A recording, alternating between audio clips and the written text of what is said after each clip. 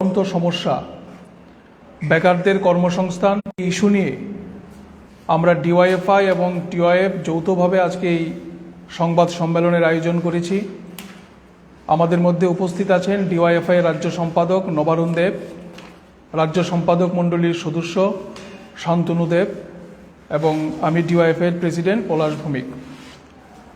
প্রথমত যে বিষয়টা আজকে আমরা আপনাদের মাধ্যমে সমগ্র রাজ্যের মানুষের নজরে আনতে চাই সেটা হচ্ছে, আমরা সবাই জানি যে গত 1 মার্চ ত্রিপুরা বিধানসভায় বাজেট পেশ করা হয়েছে। রাজ্যের অর্থমন্ত্রী প্রণজিৎ সিংহ রায় 2024-25 অর্থ বছরের জন্য বাজেট পেশ করেছেন। বাজেট হচ্ছে সরকারের মুখ এবং আমাদের কাছে বাজেট হচ্ছে সরকারের আয়না। আগামী 1 বছর আমাদের রাজ্য কোন পথে চলবে, রাজ্যের বেকার ছেলে মেয়েদের কর্মসংস্থান, শিক্ষা, স্বাস্থ্য, কৃষি ব্যবস্থা থেকে শুরু করে সামগ্রিকভাবে রাজ্য আগামী 1 বছর কোন পথে চলবে তার প্রতিফলন হয় সরকারের বাজেটের মধ্য দিয়ে। কিন্তু গত 1 মার্চ বিধানসভার মধ্যে যে বাজেট পেশ করা হয়েছে, এই বাজেট থেকে রাজ্যের ছাত্র যুবদের উৎসাহিত হওয়ার মতো কোনো কিছুই নেই। বিশেষ করে এই বাজেট থেকে কর্মসংস্থানের মতো একটি জ্বলন্ত সমস্যাকে রাজ্য সরকার পরিকল্পিতভাবে এড়িয়ে যাওয়ার চেষ্টা করেছেন এবং আমরা বলবো, বেকার ছেলে মেয়েদের ভবিষ্যৎ নিয়ে বেকার ছেলে মেয়েদের সাথে এই সরকার প্রতারণা করেছেন। তার জ্বলন্ত উদাহরণ হচ্ছে গত 1 মার্চ বিধানসভায় পেশ করা রাজ্য সরকারের বাজেট। আমরা জানি যে 2023 সালের 10 জুলাই বিধানসভার মধ্যে সরকার লিখিত এক প্রশ্নের উত্তরে জানিয়েছিল যে আমাদের রাজ্যে নথিভুক্ত বেকারের সংখ্যা হচ্ছে 2,79,365 জন এবং তার পাশাপাশি এটা সকলের জানা যে অনেক বেকার ছেলে মেয়ে এমপ্লয়মেন্ট এক্সচেঞ্জে তারা নাম নথিভুক্ত করেন না। শুধুমাত্র নথিভুক্ত বেকারের সংখ্যা হচ্ছে 2,79,365 জন। আমরা জানি 2018 সালের বিধানসভা নির্বাচনের আগে সরকারের কি প্রতিশ্রুতি ছিল। ঘরে ঘরে রোজগার, মিস কলে চাকরি, সমস্ত শূন্যপদ পূরণ করা, প্রথম বছরেই 50,000 বেকার ছেলেমেয়ের কর্মসংস্থান, নানা ধরনের গালভরা প্রতিশ্রুতি 18 সালের বিধানসভা নির্বাচনের আগে দেওয়া হয়েছিল। কিন্তু গত 1 মার্চ যে বাজেট পেশ করা হয়েছে, সেই বাজেটে বেকার ছেলে মেয়েদের কর্মসংস্থানের জন্য কোনো কথা উল্লেখ নেই এবং এই বাজেট বক্তৃতার 27 নম্বর পৃষ্ঠায় কর্ম বিনিয়োগ ও জনশক্তি এই নাম দিয়ে একটা প্যারা তৈরি করা হয়েছে। এই প্যারাতে বলা হয়েছে শুধুমাত্র যে গ্রামীণ যুবাদের প্রশিক্ষণ দেওয়ার বিষয়টি সরকার বিবেচনা করছে এবং তার প্রক্রিয়া চলছে। এবং সবচেয়ে যেটা ভয়ঙ্কর বিষয়, সেখানে উল্লেখ করা হয়েছে বেসরকারি ক্ষেত্রে কর্মহীন যুবকদের কর্মসংস্থানের জন্য 74টি কর্মমেলার আয়োজন করা হয়েছে, অর্থাৎ বিগত দিনে করা হয়েছে। বেসরকারি ক্ষেত্রে অর্থাৎ সরকারি চাকরির সুযোগ আমাদের রাজ্যে সংকুচিত হচ্ছে। আমরা জানি যে এই সময়ে টেট পাশ করে ছেলে মেয়েরা চাকরির দাবিতে লড়াই করছেন, কখনো মুখ্যমন্ত্রীর দরজায় যাচ্ছেন, কখনো অন্য মন্ত্রিসভার সদস্যদের দরজায় যাচ্ছেন, কিন্তু মুখ্যমন্ত্রী তাদের সাথে দেখা করতে রাজি না, পুলিশ লেলিয়ে দেওয়া হচ্ছে। MBBS পাশ করা ছেলে মেয়েরা বেকার, নার্সিং পাশ করা ছেলে মেয়েরা বেকার, এগ্রিকালচার উত্তীর্ণ যারা, অর্থাৎ এগ্রি BSc, এগ্রি MSc পাশ করা যারা, তারা বেকার, চাকরির জন্য হন্যে হয়ে লড়াই করছেন, চাকরি মিলছে না। এইরকম একটি অবস্থার মধ্যে দাঁড়িয়ে আমরা আশা করেছিলাম, রাজ্যের যুবরা আশা করেছিল যে সরকার আমাদের রাজ্যের বেকার ছেলে মেয়েদের কর্মসংস্থানের জন্য একটি সুনির্দিষ্ট পরিকল্পনা তার বাজেটের মধ্যে উত্থাপন করবেন, কিন্তু কোনো পরিকল্পনা নেই। অথচ আমাদের রাজ্যে এবং দেশে একই সরকার চলছে, অর্থাৎ ডাবল ইঞ্জিনের সরকার। অর্থের কোনো সমস্যা নেই, অর্থের কোনো অভাব নেই, কিন্তু তারপরেও কর্মসংস্থানের মতো একটি জ্বলন্ত ইস্যুকে এড়িয়ে যাওয়া হয়েছে এই বাজেটের মধ্য দিয়ে। এবং সবচেয়ে যেটা গুরুত্বপূর্ণ বিষয় আমি বলবো, আমরা জানি এই মুহূর্তে আমাদের রাজ্যের স্কুলগুলোতে ভয়ঙ্কর শিক্ষকের সংকট চলছে এবং 391টি স্কুল ইতিমধ্যে বন্ধ করে দেওয়া হয়েছে। কিন্তু বাজেটের মধ্যে আমরা দেখলাম শিক্ষা ও উচ্চশিক্ষা এই প্যারাতে 5 নম্বর পৃষ্ঠায় এখানে পরিষ্কারভাবে আমরা যেটা আন্দাজ করতে পারছি যে আমাদের শিক্ষা ব্যবস্থাটাকে ক্রমশ বেসরকারি পথে নিয়ে যাবার জন্য সরকার নীতিগতভাবে সিদ্ধান্ত গ্রহণ করছেন। বেসরকারি ক্ষেত্রের জন্য এখানে দরজা সম্পূর্ণভাবে খুলে দেওয়া হচ্ছে। শিক্ষক নিয়োগের কথা এখানে উল্লেখ করা হয়নি। ফলে সামগ্রিকভাবে আমরা মনে করি ডিওয়াইএফআই এবং টিওয়াইএফ এই বাজেট একদিকে জনবিরোধী, বেকার ছেলেমেয়েদের কাছে এই বাজেট হতাশার বাজেট। এই বাজেট বেকার ছেলেমেয়েদের কর্মসংস্থানের মতো যে জ্বলন্ত ইস্যু, এই ইস্যু থেকে রক্ষা করবার জন্য এই বাজেট কোনো ধরনের ভূমিকা গ্রহণ করতে পারবে না এবং এই বাজেটের বিরুদ্ধে আমরা আগামী অল্প কিছুদিনের মধ্যেই ডিওয়াইএফআই টিওয়াইএফ যৌথভাবে রাস্তায় নেমে প্রতিবাদ সংগঠিত করব এবং আমরা মনে করি এটা শুধুমাত্র বামপন্থী ছাত্র যুবদের দায়িত্ব না, এই দায়িত্ব হচ্ছে রাজ্যের সর্বস্তরের মানুষের, সর্বস্তরের বেকার ছেলেমেয়েদের দায়িত্ব যে সরকারের এই জনবিরোধী বাজেটের বিরুদ্ধে রাস্তায় নেমে যেন তারা প্রতিবাদে সামিল হন এবং আগামী দিনে কর্মসংস্থানের সুযোগ তৈরি করার জন্য সরকারকে বাধ্য করানোর দায়িত্ব, এই দায়িত্ব নিয়েই আমরা ডিওয়াইএফআই টিওয়াইএফ আগামী দিনে রাস্তায় নামব।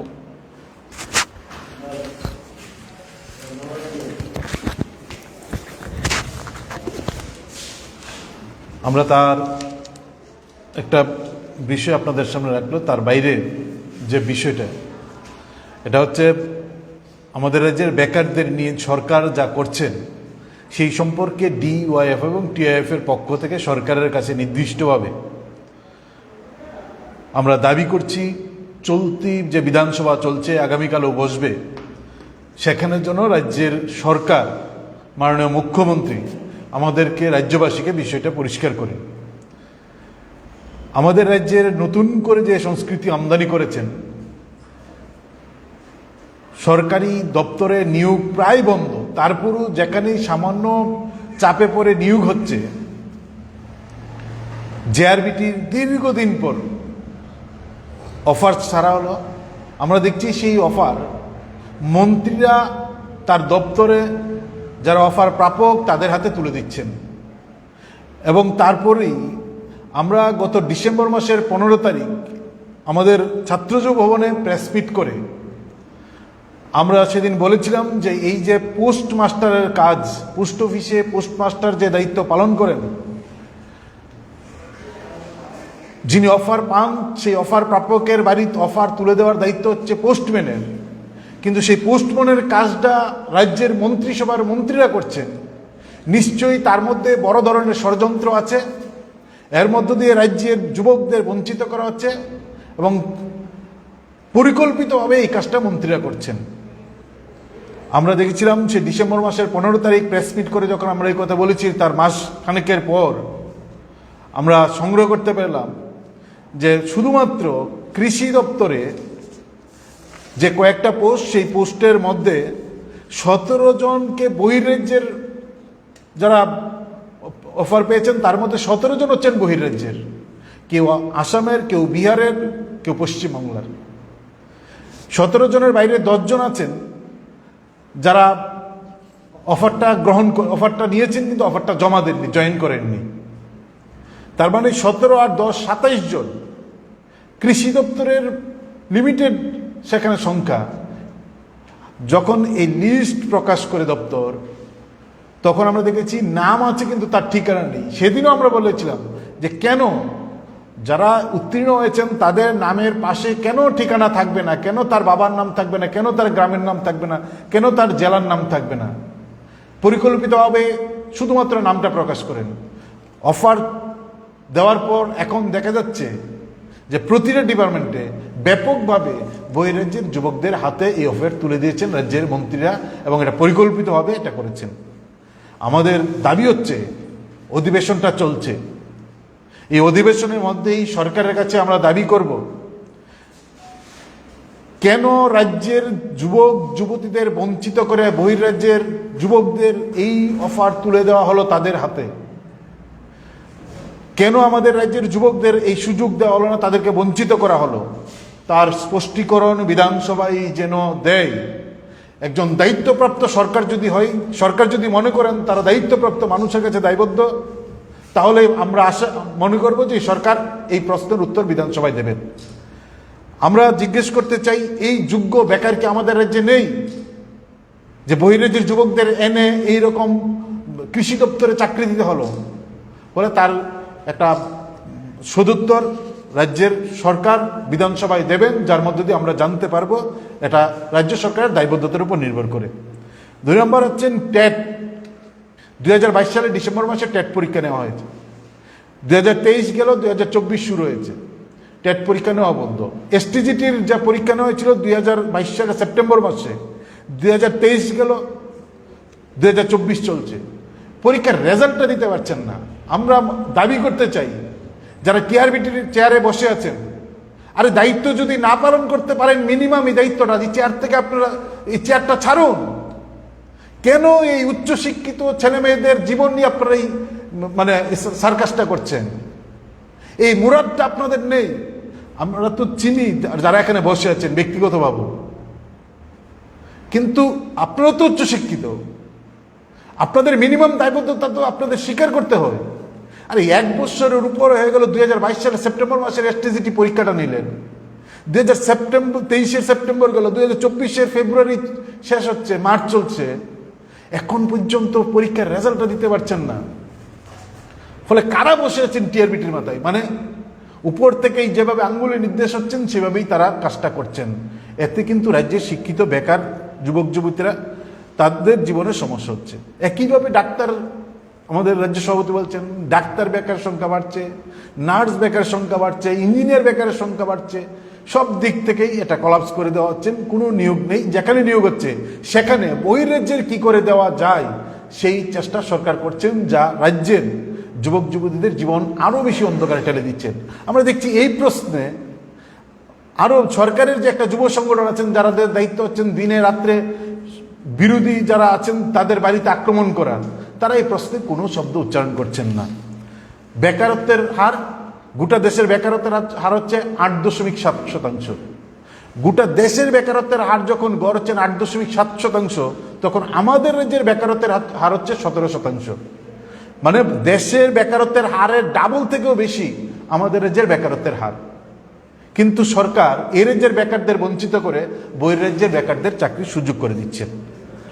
3 নম্বর যে বিষয়টা যে আমরা দেখেছি, তার গত এই বিধানসভার আগের বিধানসভায় একজন শাসক দলের একজন বিধায়ক একটা বেসরকারি প্রস্তাব আনেন এবং সেই প্রস্তাবে তিনি বলেছেন যে আমাদের রাজ্যের ডিজে এবং অধিক রাত্রে যে মাইক সাউন্ড করে যেভাবে শব্দ সন্ত্রাস হচ্ছে সেটা যেন বন্ধ করা হয়। সরকারের পক্ষে এই প্রস্তাব আনা হয়, সরকার শাসক দলের বিধায়ক, এবং এই প্রস্তাব আনার পর আমরা দেখেছিলাম গোটা বিধানসভার শাসক বিরোধী সবাই মিলে প্রস্তাবকে সমর্থন করেছেন, মন্ত্রীরা এই প্রস্তাবকে সমর্থন করেছেন।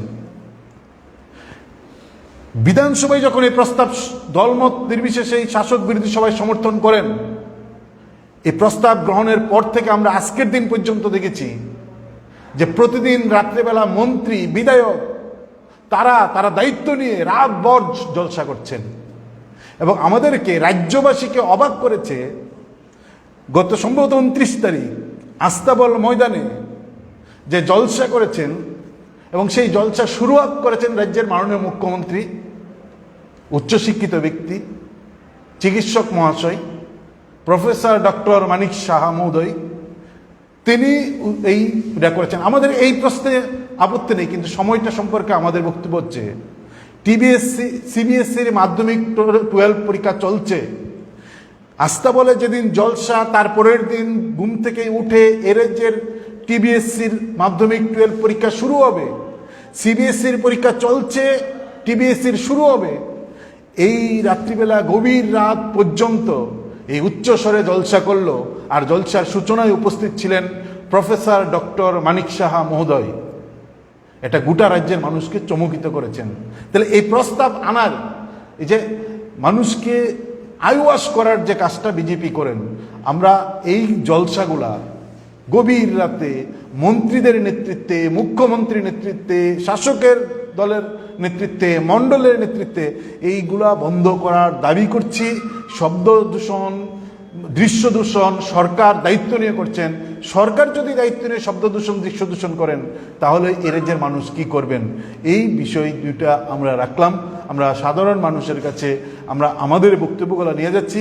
এই যে বেকারের কর্মসংস্থান বহিরাজ্যের হাতে তুলে দিচ্ছেন, বাজেটে বেকারদের বঞ্চিত করা হচ্ছে, এই সমস্ত বিষয় নিয়ে আমরা দ্রুতই রাজ্যে যুবকরা, গোটা রাজ্যের যুবকরা আমরা রাস্তায় নামতে বাধ্য হব এবং সেই পরিকল্পনা আমরা করছি।